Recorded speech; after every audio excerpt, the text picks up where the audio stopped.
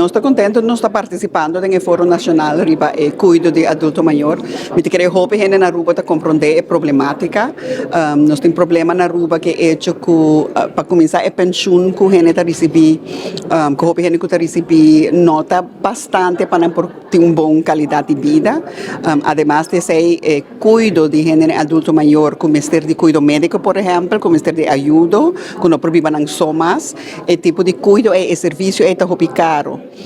Nós temos um problema que nós temos também, tem pessoas que se não porta produtivo ainda não mas por seguir trabalhar.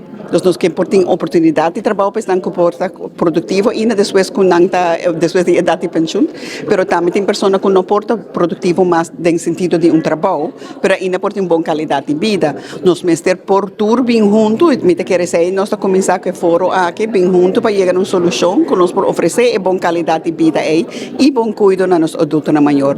Ayer nós tínhamos grupo grande de gente que bem junto para waxi junto nós por chegar a uma solução para nosso país, para nos adultos na maior.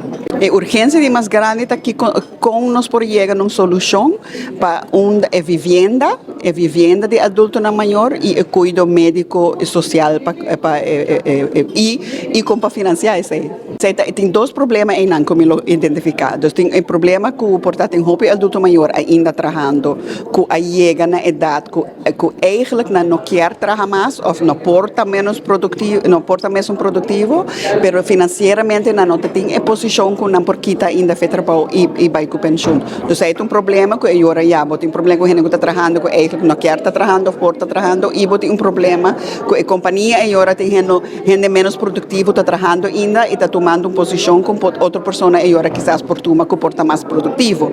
Então é uma parte do problema, outra parte do problema que nós também era claro que dados não que ressaltar claro tem dia não aqui tá que nós tem quantidade grande de nossa população que está virando mais bio, não? E de outra banda tem menos babies que nascem.